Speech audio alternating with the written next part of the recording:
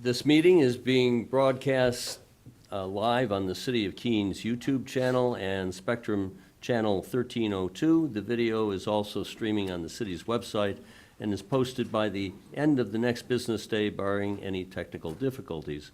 If you would like to receive an electronic city council packet to reference while viewing future broadcasts, please contact the city clerk's office during business hours or go to the city's website and subscribe to the city's meetings email list. The agenda is also accessible from any mobile device.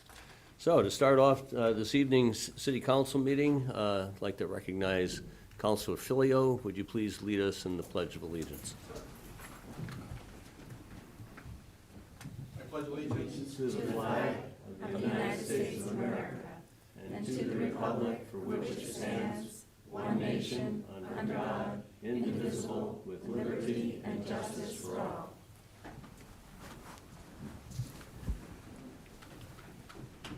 Would the clerk please call the roll? Council Bosley. Here. Council Tobin. Here. Council Remy. Council Filio. Here.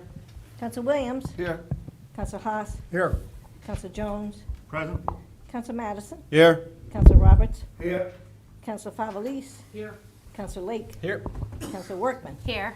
Council Chadbourne. Here. Council Powers. Here. Council Greenwald. Councilor Greenwald? Yes. You're here. I am present. I You are. didn't know that I was yet admitted to the Zoom. Yeah, Am I? it is working. We can hear you, sort of. If we got the ability to amplify that a little bit better, that would be helpful. Okay. So I think you need to ask me where I am. I and, know. who's Where in the are room. you? Where's Waldo? I'm in Scranton, Pennsylvania. I'm on a trip to visit my grandson's college. My wife is present in the room. Thank you, Counselor. Thank you. All right. I'd like to ask Counselor Bosley for a motion on our minutes from the September 19th meeting. Move to accept the minutes of the September 19th, 2024 meeting as presented. Second. Moved by Counselor Bosley, seconded by Counselor Powers. Any questions, comments from counselors on the minutes? Seeing none, would the clerk please call the roll?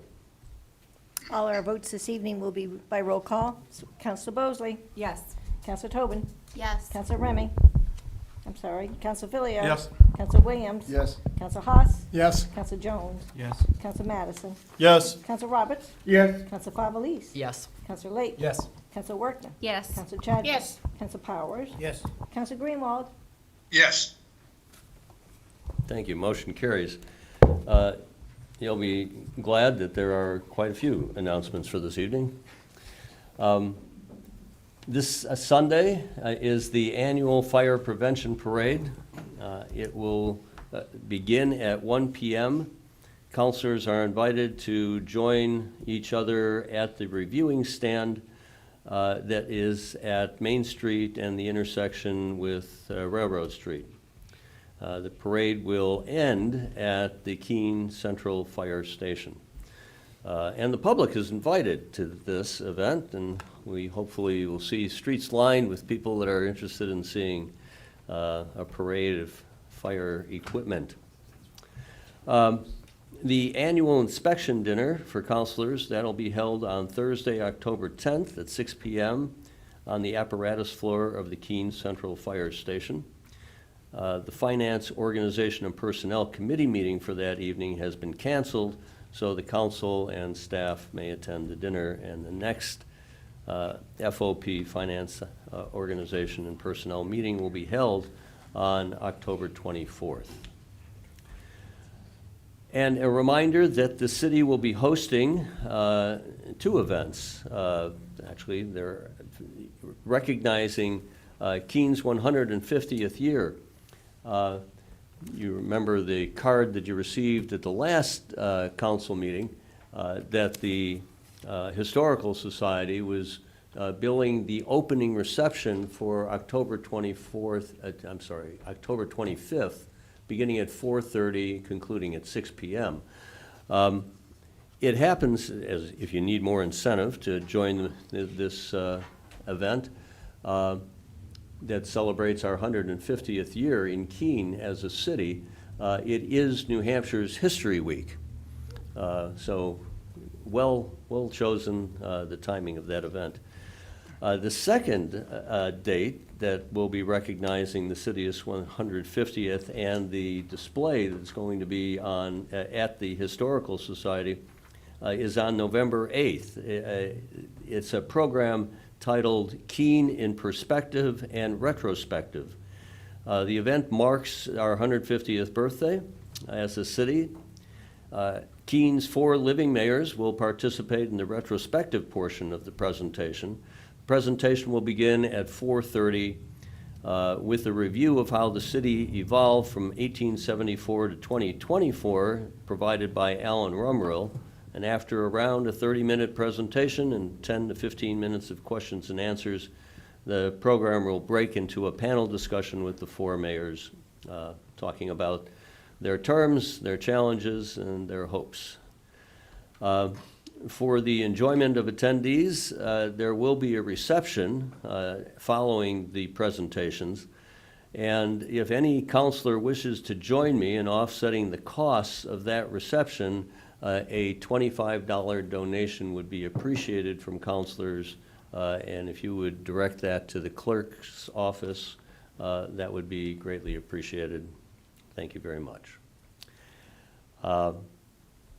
Beth Fox, our Director of Human Resources, and I were visited this week by the United Way. They want to help the city work back to a level of giving that was in prior years. Our level of giving as a city has been impacted by retirements of some senior folks. And their 2024 goal is to reach $1,484,000. That's an 8% increase for the United Way over their last year's giving. So on your desks, you've got some materials from the Monadnock United Way. You can use the QR code to scan and make either a one-time or a continuing contribution, but you can also fill out the pledge card that is at your desks. And personally, I'm going to be directing my annual contribution to the city's campaign, and you too can do that. So that's one way to boost our giving, unless you're already giving through another organization. I'm looking at Councilor Lake, who's probably doing it through CNS. Okay, but we have a good objective of trying to raise both the number of dollars and number of contributors from the city. With the upcoming general elections, the city clerk has asked me to include in my comments a request that she needs more volunteers for the city's elections. The polling date for the general election is November 5th. And there is a sign-up portal on the city's homepage under the label Voting Information.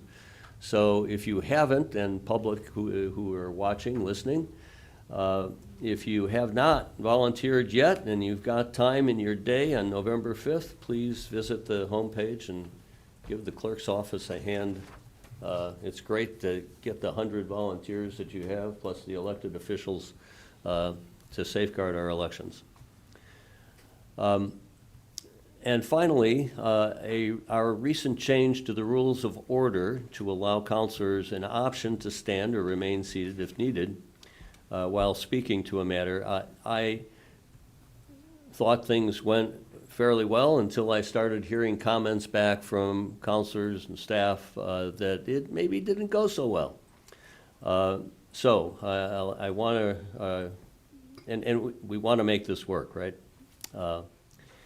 So I would remind you that any comments from counselors need to be directed to the chair, that you are not to have side conversations during the meeting to disrupt or distract people from their attention. that we need to unmute our microphones before speaking. We had some trouble both with people not standing or not using their mics, and it wasn't all picked up in either video or transcription. And I would ask that folks stand if they're able, so that the viewing audience, both present and online, can see easily who is speaking. So it's an experiment that we're going with, and we've got a few meetings before we get to the beginning of next year, so I hope that this works. And I think everybody here does. It was a 15-0 vote. Okay, moving on. We've got a number of proclamations. And I'd like to first call Kara Hennessy for a proclamation on trick-or-treating.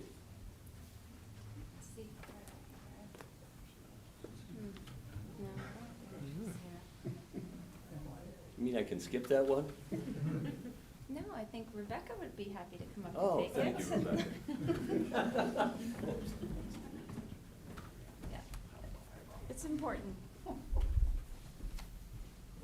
daughter was 5 years old, she came up here to receive this, and she just about passed out.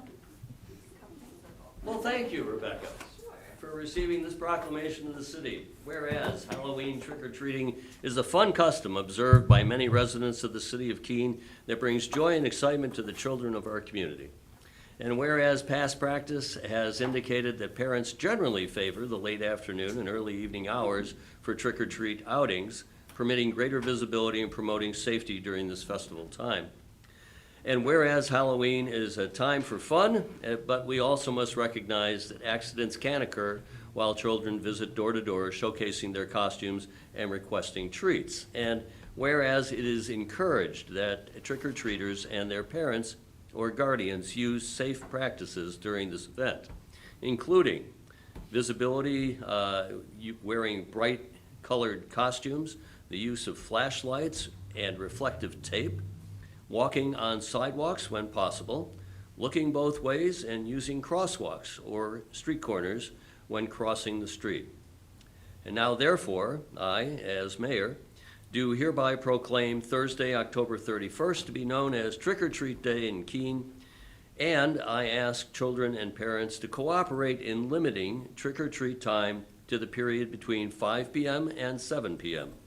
I also ask that parents or other responsible adults accompanying young children, that parents and other responsible adults accompany children. I further request that households indicate their willingness to welcome children by keeping their porch or exterior lights on so that trick-or-treaters call only at homes so lighted. And finally, I encourage the cooperation of all citizens to make this a happy and safe occasion for children. Trick or treat, everyone. Thank you for taking this and presenting it to Kara. And next, I'd like to call Mayor Lane as a member of the Keene Library Board. The only thing better than 2 mayors is to have 4 mayors on November 8th, right? Right. I'm looking forward to it. Yeah. A proclamation from the city, whereas the Friends of the Public Library play an important role in supporting the City of Keene's library and library staff in areas not funded by the city budget. And whereas the efforts of the Friends of Keene Public Library include sponsorship of many enriching programs and special events open to the community, the purchase of library equipment and furniture, and passes to New England museums for use by individuals and families, as well as serving as volunteer staff to improve services. And whereas the fall book sale at the Keene Public Library, sponsored by the Friends since 1983, have helped to provide funding for these many activities, with all purchases dictated by the wishes of the library staff. And whereas the fall book sale will be held Friday, October 18th from 10 to 6, Saturday, October 19th from 10 to 5, and Sunday, October 20th from 10 to 2, and will allow the public to enjoy good quality used hardback and paperback titles at bargain prices. And whereas this year's Sunday, October 20th date, the Friends are offering a special sale on Bag Day. Just buy a bag for $5 and fill it to the brim with books that will fit it. Now therefore, I as mayor do hereby proclaim October 18th through October 20th as Friends of the Keene Public Library Days, and urge citizens of the Monadnock region to visit the fall book sale at the Keene Public Library in support of continued excellent library programs and facilities. Thank you, Mayor, for your continuing service to the city. If you care to add any comments? Thank you, Your Honor. I just want to say thank you very, very much for supporting the book sale. We hold them twice a year. We hold one in October, and we hold another one in April. We raise about $50,000 that goes to the library to support library programs and to support literacy. They're important for this community. They're important for, and it's an opportunity in this community for us to be able to circulate books, and many of them, I would say most of them, are fairly current books. That you know, these are not old books that people are trying to get rid of. Mostly these are current titles, so that it's something of interest to everybody. And we certainly encourage city councilors and members of the public to take advantage of this opportunity and support the library, and support literacy, and support the book sale. So thank you very much. Thank you. See you there. Thank you, Jay. And finally, I'd like to ask Tally Messenger of the Monadnock Food Co-op to come forward. Hi, Tally. Another proclamation from the city. Whereas the first National Co-op Month was celebrated in 1964 by the U.S. Department of Agriculture and has been celebrated every October in the United States, and whereas cooperatives are enterprises that are locally governed by everyday people who join together to achieve shared goals, solve a challenge, and meet a variety of community needs, including healthy food, employment, farm products, financial services, utilities, healthcare, housing, and insurance. Wow. And whereas the cooperative's philosophy of working together for the common good has promoted community well-being and improved the quality of life for citizens of Keene and across our state. And whereas in the United States there are about 65,000 cooperatives, and 1 out of every 3 people is a member of at least one co-op or credit union. Around the world, there are around 3 million cooperatives, and about 12% of the human population are members of a co-op. About 10% of the world's population, or around 280 million, are employed by co-ops. And whereas the United Nations has declared 2025 to be the second International Year of Cooperatives, celebrating how cooperatives build a better world and highlighting the cooperation of co-ops to sustain development, economic inclusion, and resilient communities. And whereas Monadnock Food Co-op is joining with other members of neighboring Food Co-op Association in endorsing the Cooperative Month 2024 theme established by the National Cooperative Business Association. The future is cooperative. Quote, that is the theme for the year. The future is cooperative is an opportunity to educate members, customers, employees, policymakers, and the public about the cooperative movement. Now, therefore, as mayor of the city of Keene, I do hereby proclaim the month of October 24 to be Cooperative Month in the city of Keene, and we salute the cooperatives and their members for their commitment to our community and the role that they play in serving our citizens. Thank you very much, Tally, for accepting this and presenting it to your colleagues. Thank you very much.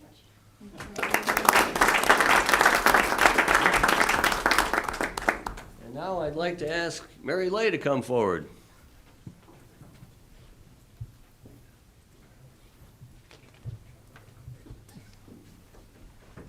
Hi, Mary. Again.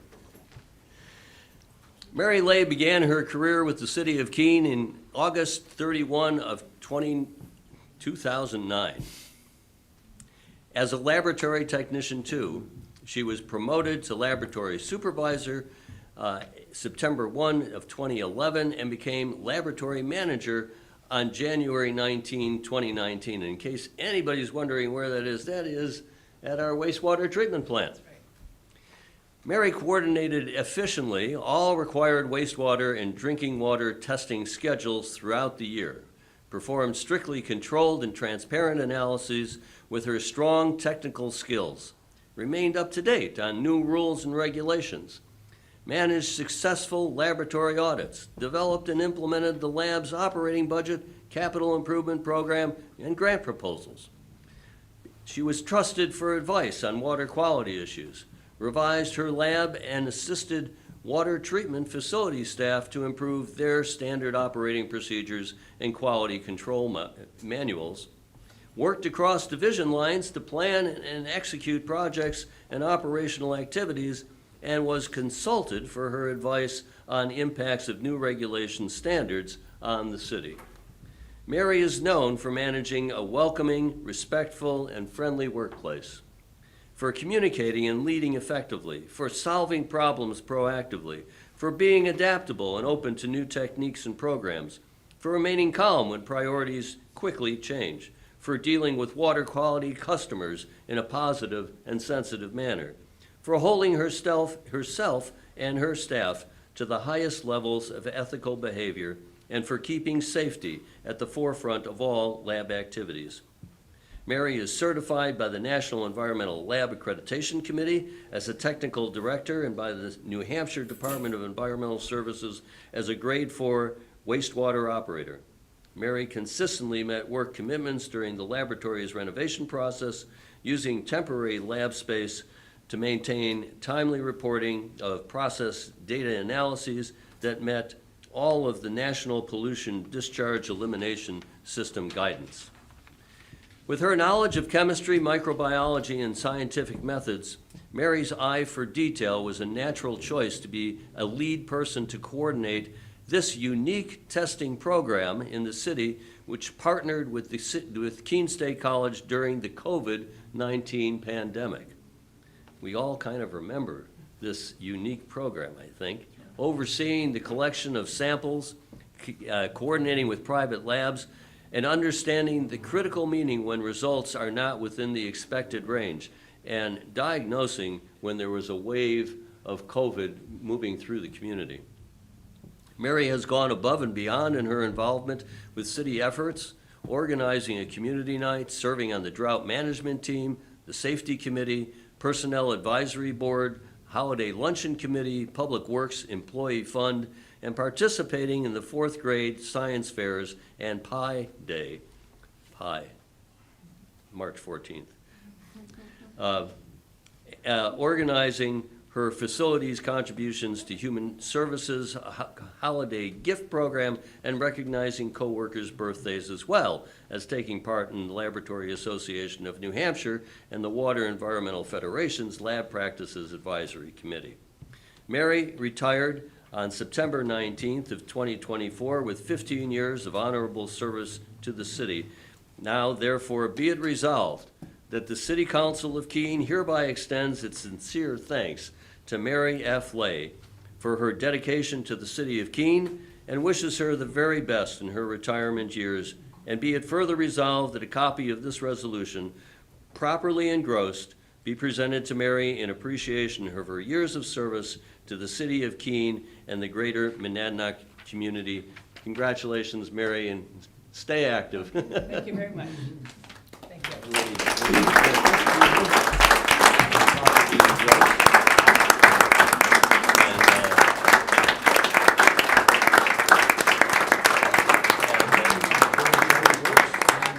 Thank you very much. I enjoyed my time here at City of Keene. I have a great group of coworkers, so thank you. If you wish to shake hands, visit with people. Congratulations. Yes. Thank you. Don't be a stranger. Thanks. Thank you. Thank you.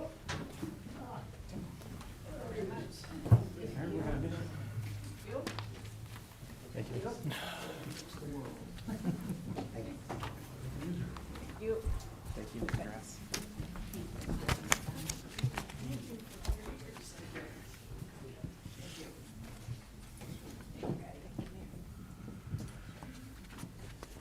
All right, moving on to hearings and presentations. We did that. Moving to elections and nominations, we have one. This evening, the mayor is nominating Zach Leroy to the Zoning Board of Adjustment. I would call your attention that slot 6 is actually a alternate membership slot. So Mr. Leroy is being nominated as an alternate member to the Zoning Board of Adjustment. This is an unexpired term that would end December 31, 2026. And I'll table that until our next meeting, when we'll vote. Moving to communications, would the clerk please inform us? We have a communication from Jerry Goodell. Mr. Goodell is withdrawing his proposed donation toward a safe haven baby box to be installed in a city facility.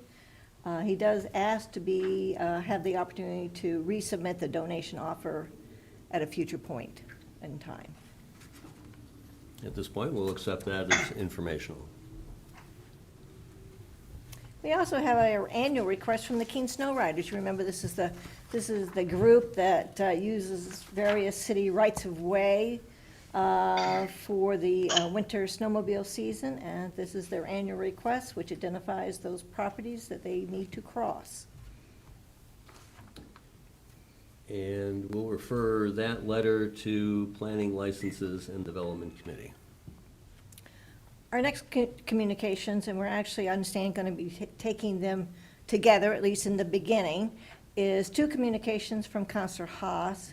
He's giving notice, which is required under our rules, of his intent to move for the reconsideration of Ordinance O 2023-16B, which is our charitable gaming facilities ordinance, and Ordinance O 2023-17B, which is the sister ordinance that had the definitions.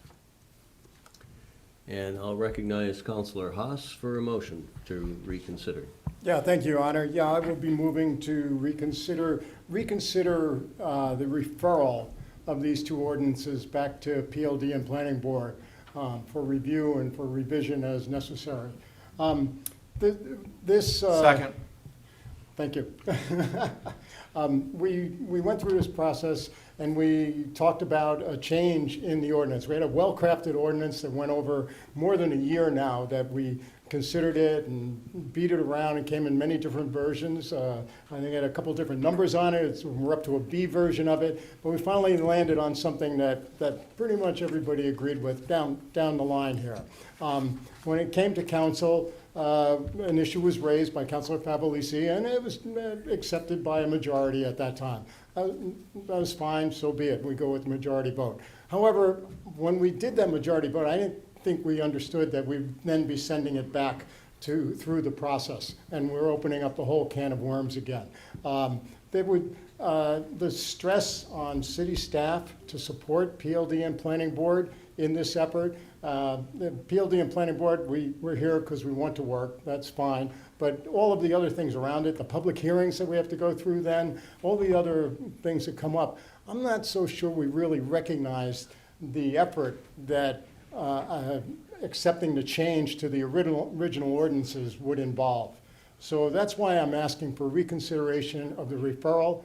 If we do find that we don't need to send it back to PLD and Planning Board, then as I understand, we will re-examine the original invoice that will have the parking space EV part of them. But the first step in this effort is that we talk about whether we want to send it back to PLD, PB, put it through that process again, put all of that extra burden on city staff when we're trying to move forward with many, many other things.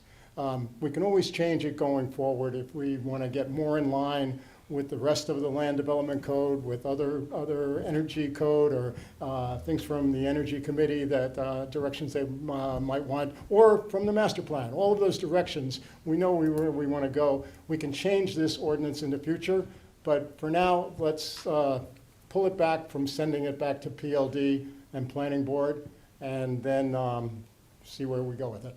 Thank you. Do councilors feel that they need to address themselves to this, or are we ready to go to a vote on reconsideration?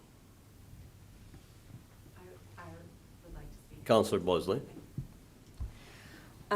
So I've given this a lot of thought, and I have to chair the committee that is going to review this for the third time at this point.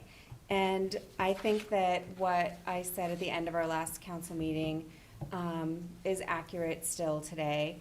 I think that we really tried to come forward with the best version of this ordinance. And at the time, Councillor Favlis was not part of our group of colleagues reviewing this. And at that meeting, he brought up a point that I personally can't ignore.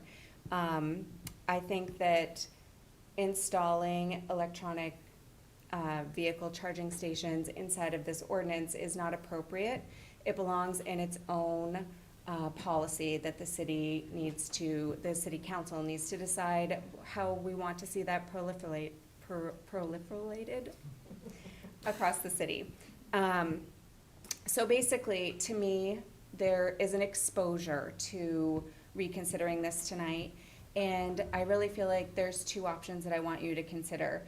If we choose to reconsider this tonight, it's going to revert back to its original version unamended. So it will come back before us for a decision about what we'd like to do with it, with these electronic charging stations back in. And we would be open to another amendment. We could choose to amend it again, and we could choose to adopt it as amended, which I think might be Councillor Haas's intention tonight. I'm not 100% sure. I am not comfortable personally adopting this ordinance with that amendment in it without putting it back through the public process. I want to see I don't want to see us shoot ourselves in the foot by making a decision in haste and then opening us up to some sort of recourse from the public for that. I think we just need to do it right. And the other option is to not consider the reconsideration and to let it go back through the process, which unfortunately is the painful process, but not everything that's right is going to be easy. So that's what my 2 cents on it tonight. Yeah, Counselor, just to be clear, your advice is in this first reconsideration that you would vote against the reconsideration to let the previous motion stand. Correct. Thank you. Counselor Jones. Thank you, Your Honor. I would question how this could happen procedurally, because when the amendment was made by the good counselor, that stopped all other subject matter on that ordinance.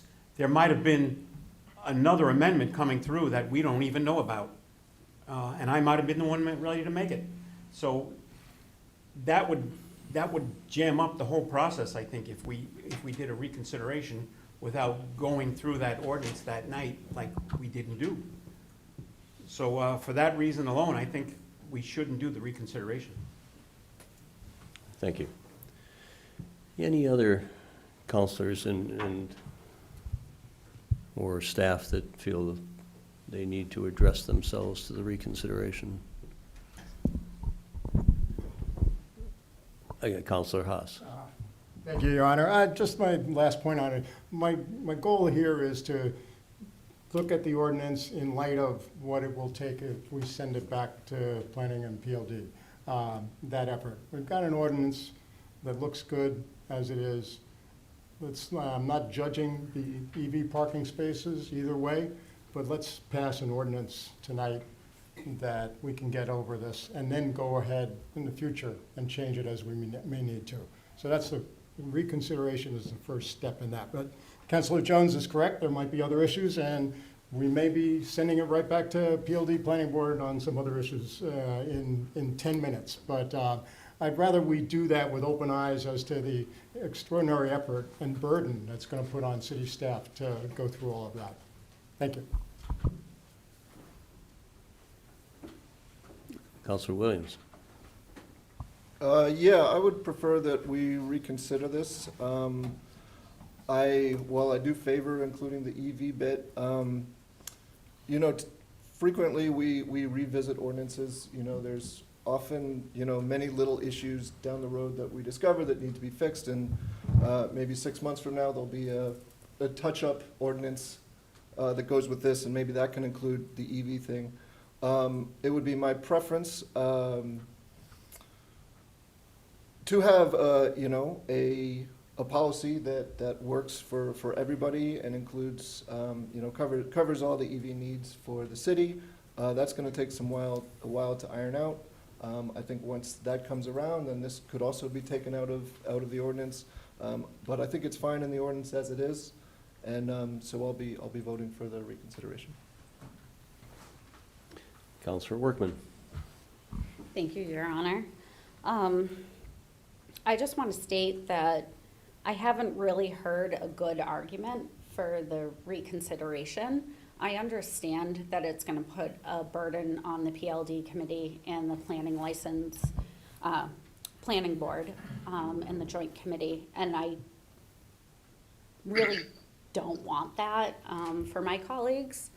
However, I still stand by having the EV charger requirement in the ordinance places an unfair burden on one particular type of business. And I just don't think that that's fair. So that's my position on it. Thank you. Counselor Greenwald. Okay, mic is on. I'm just saying, in spirit, I am standing, but in practice, I am sitting. What I'm hearing is that this ordinance has issues, and to vote for something that we are acknowledging has problems is just wrong. This should go back to through the process. We have a process, we need to follow it. It's not just about this, but just how we do business. I have issues with the EV stations being included. It's the wrong place for this ordinance, and we're saying that. Even supporters of the EV station issue are saying, well, maybe we can change it later. Send it back through the process, take the time and do it right. An old expression, act in haste and repent at leisure. This would be acting at haste. Let it go back through the process. Thank you. And just to be clear, Counselor Greenwald, then you're suggesting a vote against reconsideration. That is correct. Thank you. Counselor Tobin. Thank you. I think this is something that I don't necessarily want to keep talking about. I don't want to keep going through this. And also, I have to appreciate that Counselor Bosley is chairing the committee that this would be going back to, and the fact that I understood ahead of time that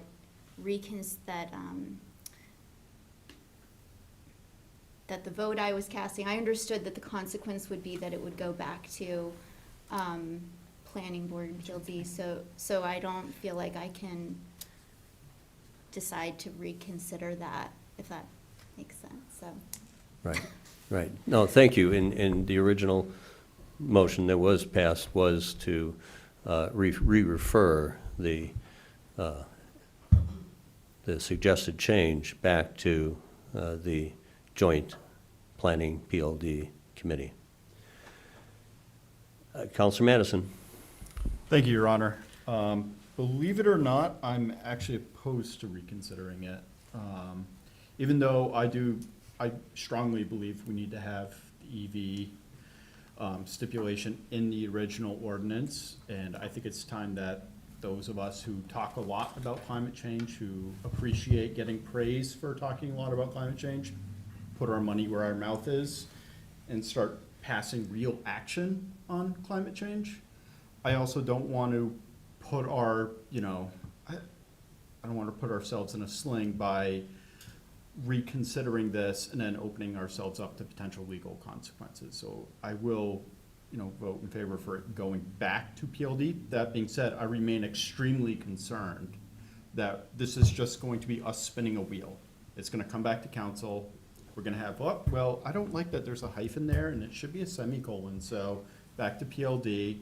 And then it comes back to council and, you know, it's gonna be 2028 and we're gonna have a 2023 ordinance because we can't show courage or show leadership and actually make a decision. So I think that's a point I'm going to press home hard in the next few weeks, that it's time we start making decisions on this instead of talking about things several times and then undeciding them and then redeciding them and then undeciding them and then redeciding them. And I could go on almost as long as this ordinance has been on the books for. Yeah, let's send it back to PLD, but then let's make a decision. Thank you, Councilman. Okay, I think we've had a robust conversation. We'll call for the vote. And this will take a simple majority, and it'll just, well, everything is by roll call, so. Council Bosley? I just want to clarify, a no vote is to send it back. Thank you very much. A no vote on reconsideration leaves in place the motion to refer the ordinance back to the two committees. I'm a no. Council Tobin? No. Council Filio? No. Council Williams? Yes. Council Haas? Yes? Council Jones? No. Council Madison? No.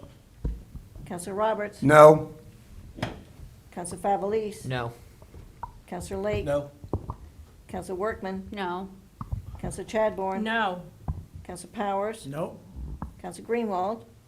No, Not sure what the final vote was, but I think it's 12 to 2. Yes.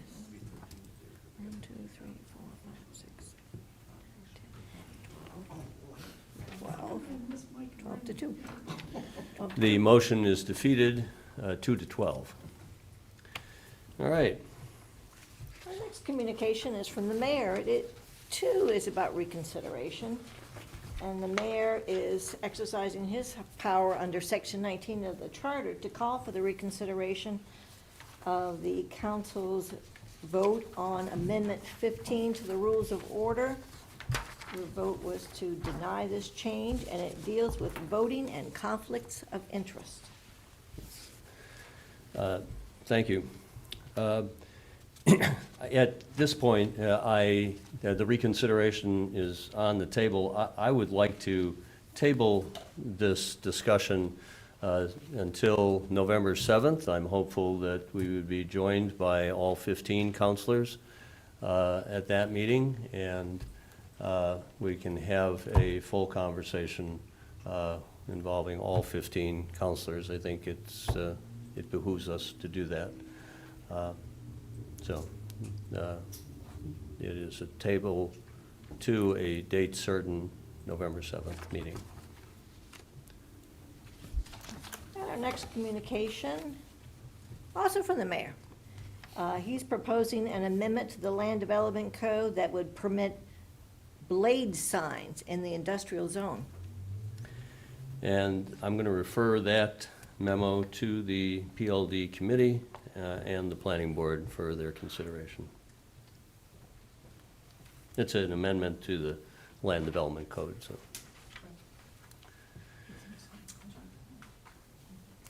Then our final communication is one of many communications from Mr. John Loveland about his concern over the safety of the proposed bike lanes in the downtown project. We'll accept that communication as informational. Going on to our committee reports, we only have one this evening, and it is from the Municipal Services Facility and Infrastructure Committee, and it has a recommendation that the committee recommends that the city manager submit a proposed ordinance for the establishment of appropriate rules for the operation of bicycles in the downtown core. Recognize Councilor Workman for a motion. I move to carry out the intent of the committee report. Second. Moved by Councilor Workman, seconded by Councilor Tobin. Just for a little background on this, the committee heard from the public and from city staff. There's still lots to consider. We will be discussing final phases in the final phase of the downtown infrastructure project. So this was really just an informational conversation to initiate the conversation, and it will come back to MSFI at a later date for more discussion. Further discussion from councilors? And Councilor Filio. Thank you, Ron. I apologize, I was unable to attend the meeting, which I hate missing meetings, believe it or not. I had a conflict that night. I did watch the whole meeting on video. Can you turn on your microphone, please? Thank you very much, I was just testing them. Anyhow, so I did watch the meeting on video and took notes, and good job, because I heard everything they said. I listened to what the city manager said and some of the recommendations, and I certainly don't have a problem with the city manager trying to create an ordinance. I mean, that's what you do, you bring it to us, we make the final decision. So I'll be voting yes on that tonight to move it forward so she can, to write an ordinance for us to look at. But as Councilor Greenwald alluded for me, since I wasn't at that meeting, in my opinion, any type of vehicle on those bike paths downtown that has a motor, for me, is a non-starter. I feel anything on those bike lanes is pedal powered, with the exception of maybe of an approved medical device, such as a medically approved wheelchair with a battery. You know, a couple issues on that, and I won't belabor this for too long, but one of the comments that I heard was, well, we'll allow a 750-watt bike on the sidewalks downtown, but anything over that, we're not going to allow. So I'm just going to hold up a little picture here. One of these is a 750-watt bike, and the other one's over 1,000 watts. Can you tell the difference? Or are you saying you can't see it from here? Exactly, because that's exactly what a keen cop's going to see from his cruiser.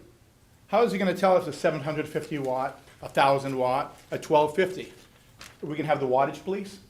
Who's going to determine it? At what point does a cop go around the cruiser and say, I bet that's 1,000 watt? So I'm just saying this because I know it's going to be put into the ordinance. So who's going to be the wattage police? Do they stop the bike and ask whoever's on it, what wattage is this?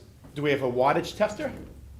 So when we do ordinances, my point here is, don't write an ordinance for the sake of writing an ordinance. We have an ordinance right now that says there's no bikes or skateboards, anything on the sidewalks downtown. We know every day we see it. So my whole point is, if we're going to write an ordinance, it's going to be an enforceable ordinance.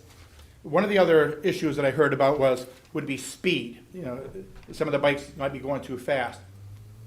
When it comes to electric vehicles, it's not the speed, it's how fast you achieve that speed.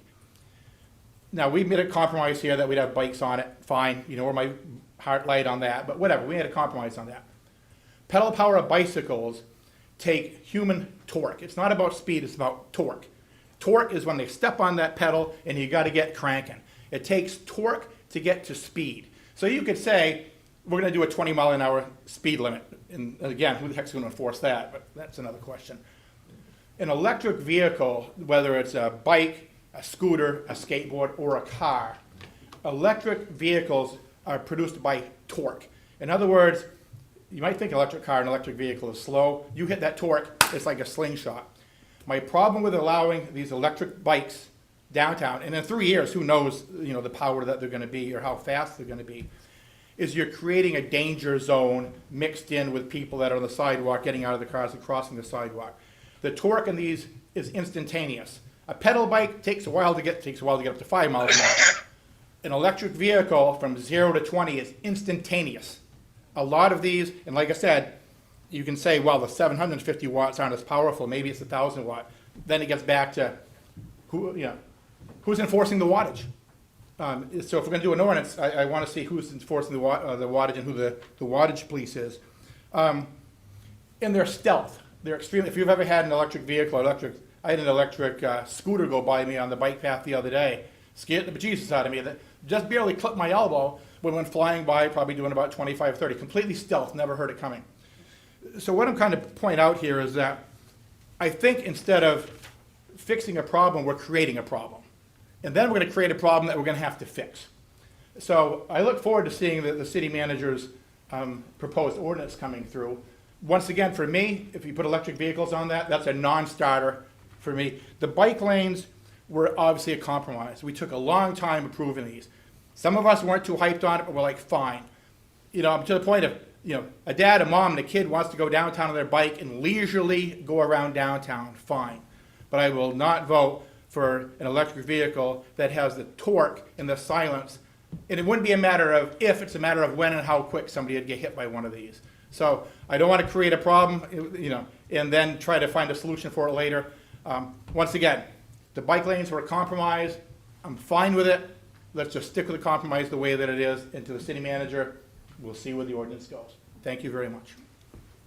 I do notice the manager is taking notes here, and I also remind us that this is to direct the manager and staff to develop that ordinance, not to write it on the floor, but nonetheless. Counselor Jones. Thank you, Your Honor.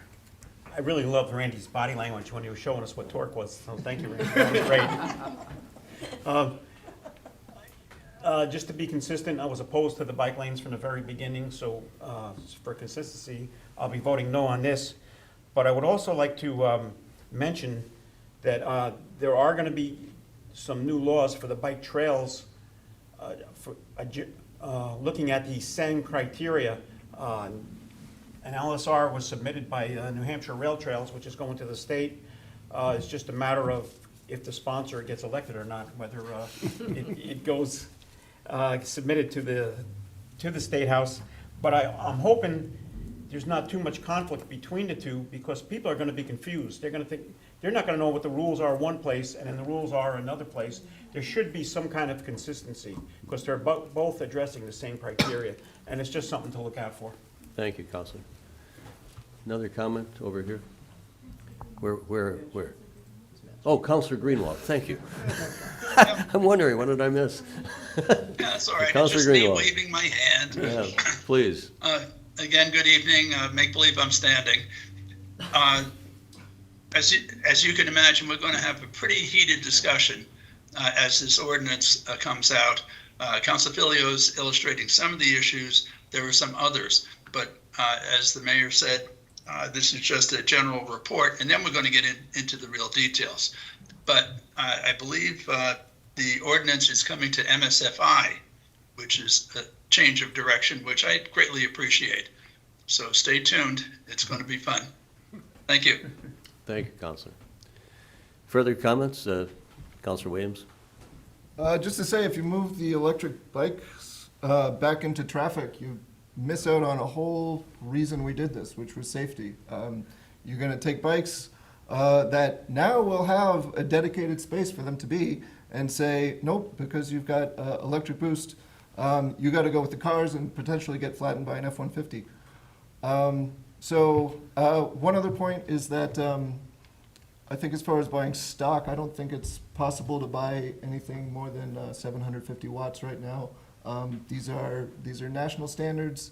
There's plenty of cities that do just fine with protected bike lanes that have electric vehicles in them. So let's not be hasty in writing rules that we might later regret. All right, we've got a couple of points of view. Again, the motion is to ask the manager to submit a proposed ordinance back to MSFI. No further conversation. Go for a vote. Counselor Bosley? Yes. Counselor Tobin? Yes. Counselor Filio? Yes. Counselor Williams? Yes. Counselor Haas? Yes. Counselor Jones? No? Counselor Madison? Yes. Counselor Roberts? Yes. Counselor Favelis? Yes. Counselor Lake? Yes. Counselor Workman? Yes. Counselor Chadbourne? Yes. Counselor Powers? Yes. Counselor Greenwald? Yes. And that motion carries 13-1. Perfect. And we move on to the city manager report. So the ordinance is going to be an interesting process for sure. But before we get to the ordinance process for bike lanes, Councilor Greenwald and I are going out on the street with an e-bike and doing some experimenting of our own. And we'll let you know what we find out. If we are not arrested for riding on the sidewalk. I think we'll be okay.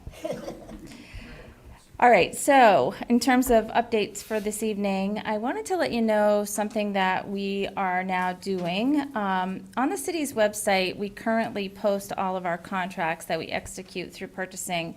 It's on our purchasing page, and maybe people don't realize that. But if you wanted to go on that page and search for a contract, you could pull up the details of the contract.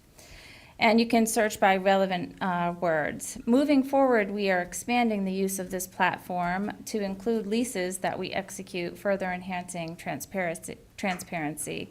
And you don't have to have a login, it's just available on the website. Also, just a quick update related to WOW Week.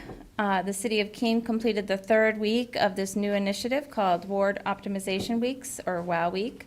This program aims to ensure equitable distribution of maintenance services across all 5 wards. During the second week of WOW, in Ward 3, we received 21 requests via C-Click-Fix. We completed 11 requests. In Ward 3, we completed 210 tasks, dedicated 858 hours to Ward 3, and invested $114,880 in the ward. Next, I'll let you all know that the Fire Marshal, Rick Wood, is planning to do another presentation to MSFI this month to discuss fire and code inspections and the changes that we have made to date related to service delivery. And so right now, that's scheduled for October 23rd. Also, a sort of a heads up, when we learned our RAISE grant application was not funded, the Public Works Director quickly pivoted to a Northern Borders grant focusing on the proposed solar pavilion on Gilboa Ave. We submitted a preliminary application, and we learned last week that we have been invited to submit the actual application, and that is due on October 18th, so we've been pulling those documents together. I learned today from Public Works that Northern Borders requires a resolution from the City Council authorizing me to submit an application and execute documents if we are successful. Our next FOP meeting is canceled so that we may attend the fire inspection dinner. Therefore, I'm planning to have a resolution drafted for your consideration at your next council meeting, and will be requesting a suspension of the rules to act on it that evening so that the grant can be submitted the following morning. With the project, this project is totaling $2.19 million, and the request is for $1.75 million. It's an 80-20 match, so our match would be $439,000. And then lastly, some good news, some really impressive news. Beth Fox, our HR director, was just recognized for 40 years of municipal service at this year's International City Managers Conference, which is quite an impressive run, Beth. I hope we still get a few more years out of you, but kudos to you and that award.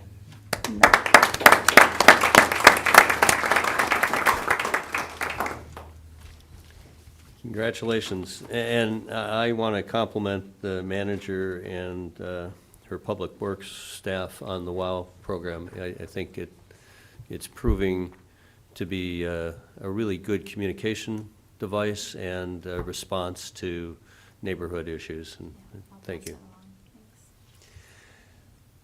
Okay.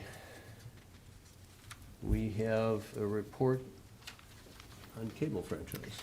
Yes, we have a memorandum from the Deputy City Manager, Rebecca Landry. It is looking for the council to schedule a public hearing on the cable television franchise agreement with Spectrum Northeast LLC. And that public hearing will be scheduled for Thursday, November 7th at 7 p.m. That will allow adequate time for notification of the hearing. In other words, clerk's office did not feel that they could have the sufficient notice time to turn it around from this meeting and notify for the October 17th meeting. And our next item of business is an ordinance for second reading. It's actually coming out of the Municipal Services Facility and Infrastructure Committee. They are recommending the adoption of ordinance O 2024-14, which reads, an ordinance relating to winter maintenance parking restrictions. And I'd like to recognize Counselor Workman. Thank you, Your Honor. I move to adopt ordinance O-2024-14. Second. Moved by Counselor Workman, seconded by Counselor Tobin. Counselor Workman for the committee. Yes, thank you. For a brief summary, thanks to Counselor Remy, we are considering changing our ordinance for the winter parking. It's not going to impact much of what we do. There will still be alternating winter parking, alternating parking lot parking when the winter bans are impacted. Public Works in the city is not trying to make money off of this. It's really to provide more parking options for our constituents. And we're hoping that the current notification system that we have in place now is effective. The first few storms may be bumpy, but we are planning to do lots of education and notify folks as we currently do. Public Works did share that there are additional options for notifications that we can consider down the road. Obviously, they come with a financial cost, but our current infrastructure does support that. But we're not really considering that at this time. We're hoping that the current notification system we have in place is sufficient.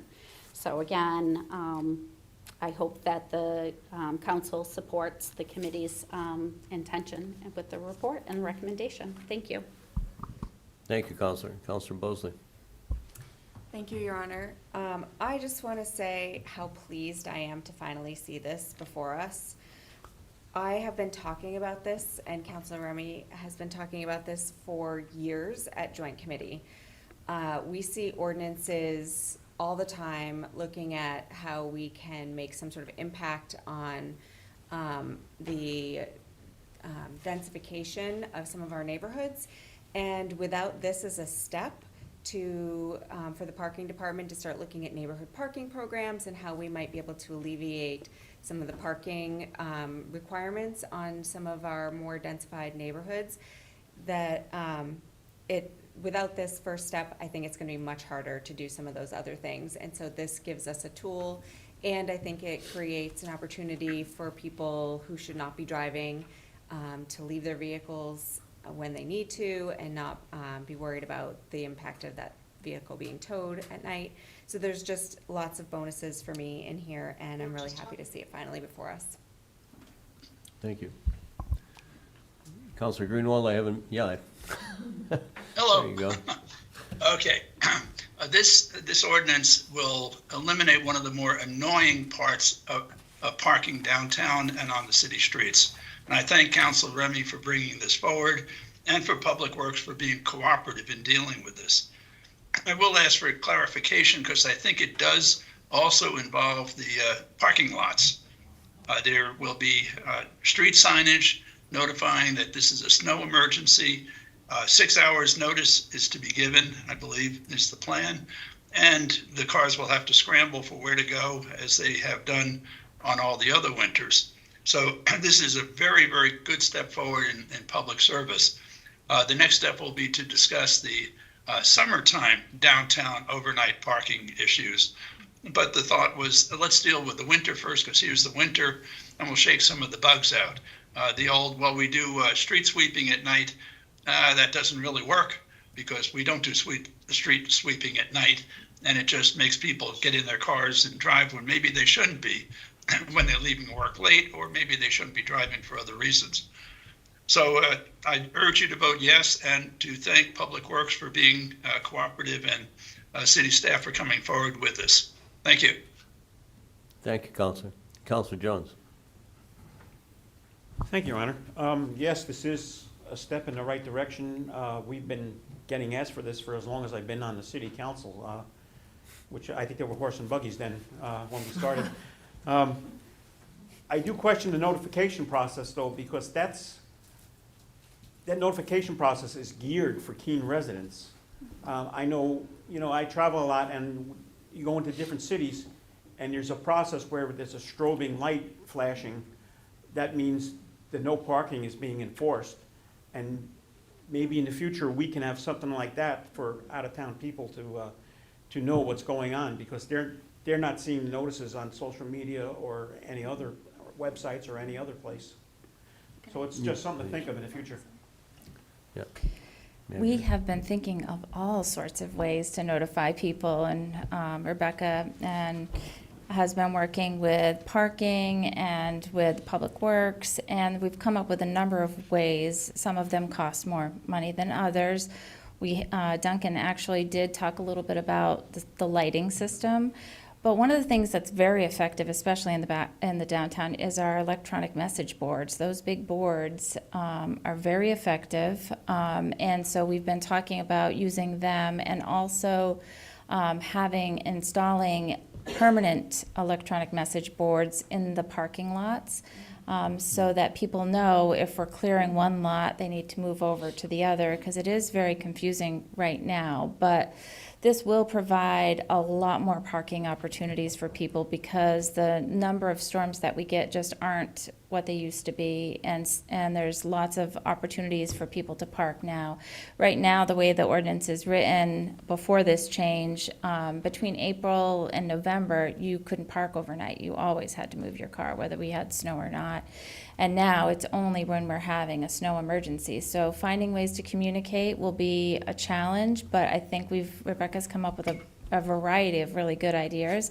One of the things we've looked at is doing a direct mailing to the people who live in the downtown as a start, because oftentimes if we notify property owners, that's not doing what we needed to do, because there are a lot of renters in the downtown. So we've looked at that.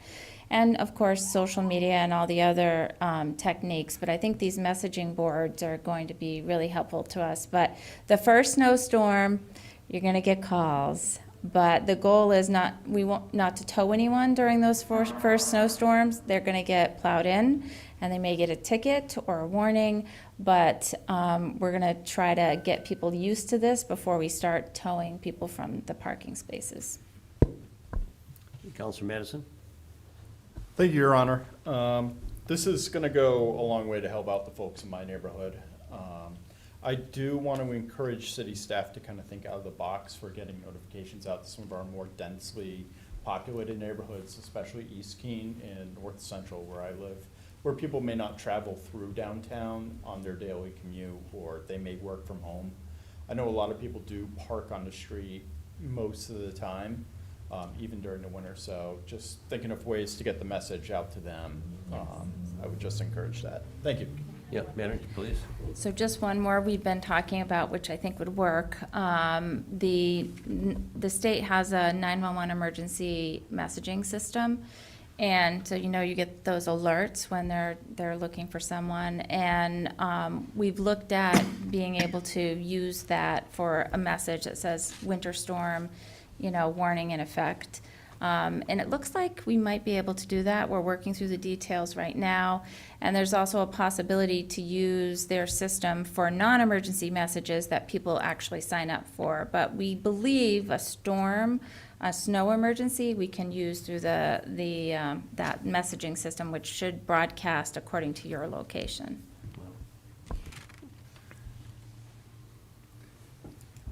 Sounds like there's a lot of creativity to this improvement.